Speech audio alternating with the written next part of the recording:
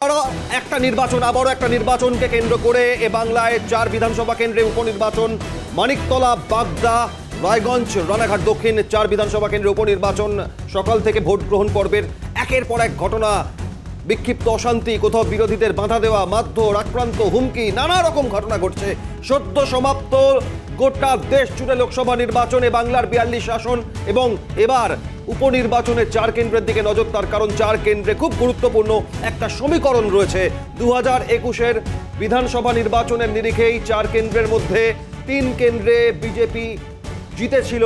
একটি কেন্দ্র মানিকতলা, যেখানে প্রয়াত সাধন পাণ্ডের মৃত্যুর পর এবার নির্বাচন হচ্ছে, একই সঙ্গে উপনির্বাচন মানিকতলাতেও। কিন্তু 2021-এর বিধানসভা নির্বাচনের পর 2024-এর লোকসভা নির্বাচনেও 3টি কেন্দ্রেই এগিয়ে রয়েছে বিজেপি, মানিকতলায় এগিয়ে তৃণমূল। আমরা রায়গঞ্জ বিধানসভার দিকে প্রথমে চোখ রাখি। রায়গঞ্জে বিজেপির ক্যাম্প অফিস ভাঙচুর হয়েছে বলে অভিযোগ। রায়গঞ্জে বিজেপির ক্যাম্প অফিস ভাঙচুর, উত্তেজনা, এবং এই ঘটনায় আপনাদের জানাই যে দিকে দিকে এই উপনির্বাচনকে কেন্দ্র করে কোথাও বাগদা, কখনো রানাঘাট দক্ষিণ, কখনো রায়গঞ্জ, কখনো মানিকতলার শহর কেন্দ্রিক ভোট, সেখানে অন্য পরিস্থিতি আবহ।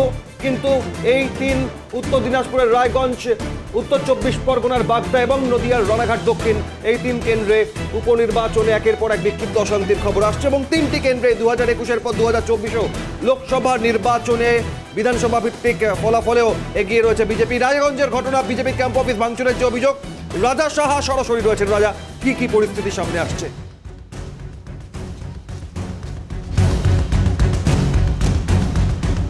দেখো, তোমাকে বলি যে এই মুহূর্তে সব থেকে যেটা বড় খবর, আমরা এই মুহূর্তে রয়েছি রায়গঞ্জে 193 নম্বর বুথে।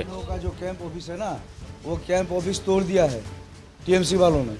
आप लोग यहाँ पे है, देश रक्षा के काम में आप लोग है लगे हुए, और ये जो डेमोक्रेसी है इसको सेव करना है। बंगाल में ऐसा नहीं होने देता है टीएमसी पार्टी।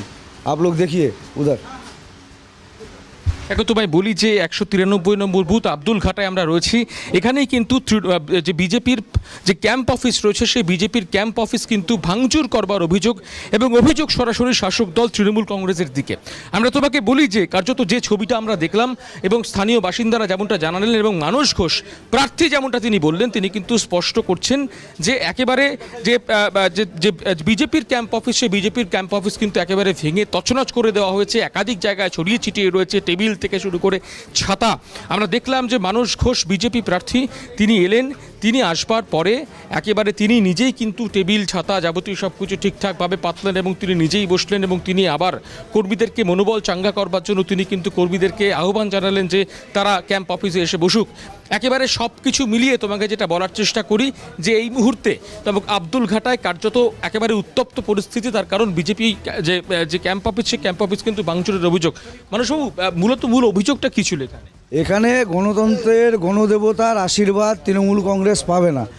যখন দেখছে যে বেকায়দায় মানুষের রায় বিজেপির পক্ষে, মানুষের রায় যখন বিজেপির পক্ষে, তখন বিজেপির ক্যাম্প অফিস ভেঙে ভাঙচুর করে পোলিং এজেন্টদেরকে সরিয়ে দিয়ে ভোট করানোর চেষ্টা। এবং আপনি কি প্রশাসনের কাছে অভিযোগ করছেন? প্রশাসনের কাছে অভিযোগ তো করে কিছু হবে না, কারণ মমতার প্রশাসন, মমতার দলদাস পুলিশ।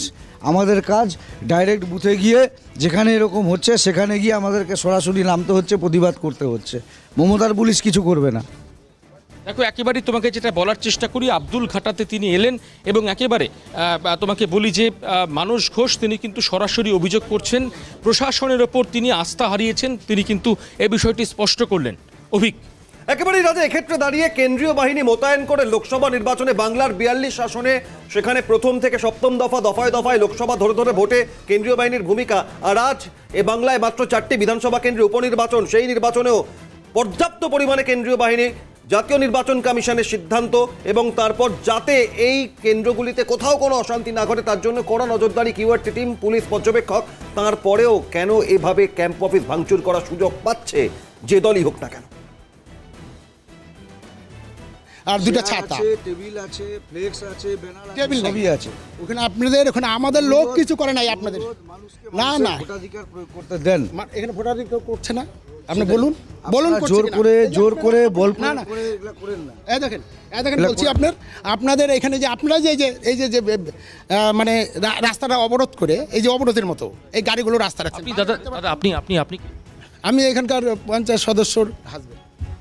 আপনি এখানে কি করতে 100 মিটারের মধ্যে আপনি কি করছেন এখানে? আমি ভোট দিতে যাচ্ছি, এই যে ভোট। তা আপনি- ভোট দিইনি, তা- যাচ্ছি। Okay. ওকে, আমি যাচ্ছি। ভোট দিতে যাচ্ছেন? হ্যাঁ, আপনি রাস্তায় প্রার্থীকে পেয়ে অভিযোগ করছেন? প্রার্থী এই যে আমাকে করছে, অভিযোগ করছে মিথ্যা। আপনার নাম ও বলুন। করতেই পারে, আমি বিরোধী, উনি বিরোধী। আমার নাম অমল মণ্ডল। অমল মণ্ডল। হ্যাঁ, এই যে বলে আমি বলে ইসের, আমরা বলে এই ইসের ওখানে তো দেখলেন ছাতা আছে দুটা, ঠিক আছে কিনা, চেয়ার আছে, ফ্ল্যাগ, সকাল থেকে যে বৃষ্টি হচ্ছে, আমরা বৃষ্টিতে পড়তেই পারে। সামনাসামনি অভিযোগ উনি তো করতেই পারে, বিরোধী পার্টিরা তো করবেই। আমরা করবো এদের তো আপনি দেখেন তো লোক আছে নাকি, এরা তো করবে আমাদেরকে, আমি করব ওনাদেরকে, এই তো। এবার আমরা শান্তিপূর্ণ হোক, হ্যাঁ, মানুষ শান্তিপূর্ণ শান্তিপূর্ণ হচ্ছে। দিক। আপনারা এরকম ওই গাড়ি নিয়ে জামটাম করবেন না। তৃণমূল কর্মী তিনি কিন্তু এই মুহূর্তে এসছেন, তুমি দেখতে পাচ্ছ এই মুহূর্তে সেই ছবি। কার্যত তিনি বলছেন যে বৃষ্টিতে যে ক্যাম্প অফিস, সে ক্যাম্প অফিস কিন্তু ভেঙে গিয়েছে। আমরা সেই ছবিটা সরাসরি দেখাচ্ছি। তৃণমূল কর্মী তিনি এসে বলছেন যে বৃষ্টিতে ক্যাম্প অফিস ভেঙেছে, কোনো তৃণমূল ক্যাম্প অফিস ভাঙেনি। একেবারে মূলত এই তৃণমূল মুহূর্তে কর্মী শুধু নয় রাজা, তিনি পঞ্চায়েতের সদস্য। বৃষ্টির জেরে ক্যাম্প অফিস ভেঙে যাচ্ছে, আর তৃণমূল কংগ্রেসের যে ক্যাম্প অফিস সেখানে দুটো ছাতা আছে, দলীয় পতাকা, তা বৃষ্টির কারণে খুলে নেওয়া হয়েছে। এবং সব মিলিয়ে একটা বিষয় স্পষ্ট করছেন রাজা, যে ওরা অভিযোগ করবে আমাদের দিকে, আমরা অভিযোগ করব ওদের দিকে, এই স্বাভাবিক, এটাই এমনটা সহজভাবে মেনে নিয়েছেন তিনি। মানস কুমার ঘোষ রায়গঞ্জের বিজেপি প্রার্থী বিভিন্ন বুথে ঘুরছেন, সেখান থেকেই রাজা তুলে ধরলেন যে বিজেপির ক্যাম্প অফিস ভাঙচুর। রাজা, সব মিলিয়ে এখনো পর্যন্ত রায়গঞ্জে বিধানসভায় যতগুলি বুথ, মোটের ওপরে কি বলা চলে? সকাল 11টা বেজে গিয়েছে, অর্থাৎ 4 ঘন্টা অতিক্রান্ত ভোট গ্রহণ পর্বে। শান্তিপূর্ণ ভোট হচ্ছে মোটের ওপর?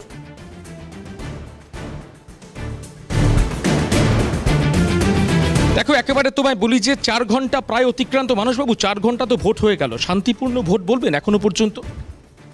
বিক্ষিপ্ত কিছু ঘটনা আছেই, শান্তিপূর্ণ করানোর চেষ্টা হচ্ছে। মমতা ব্যানার্জির পুলিশ, দলদাস পুলিশ সবাই জানে। এখানে পুলিশ রাজ্য সরকারের চামচাবাজি না করলে পুলিশের ঘুম হয় না, এটা স্বাভাবিক কথা।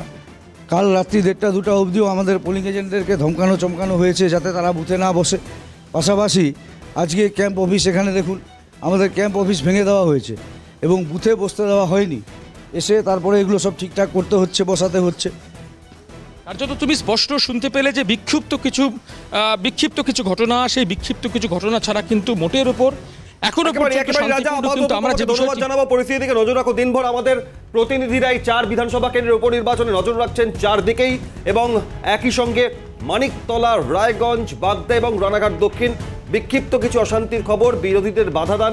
এবং খুব তাৎপর্যপূর্ণ আপনাদের আরও একবার জানাই যে এই 4 বিধানসভা কেন্দ্রের উপনির্বাচন মূলত উপনির্বাচনে এর আগে আমরা যে ছবি দেখেছিলাম, এর আগে